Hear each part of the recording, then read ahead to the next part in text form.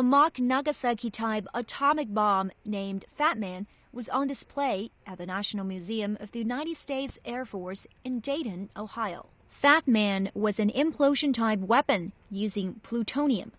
It was 3.3 meters long and 4,670 kilograms weight. The U.S. Air Force's B-29 boxcar released Fat Man on August 9, 1945. The weapon was detonated at an altitude of approximately 1,800 feet over the Japanese city of Nagasaki. The bomb had an explosive force of about 20,000 tons of TNT, about the same as the bomb dropped on Hiroshima 3 days ago. Because of Nagasaki's hilly terrain, however, the damage was somewhat less extensive than of the relatively flat Hiroshima. Fat Man was the second and the last atomic bomb put into practical use in history.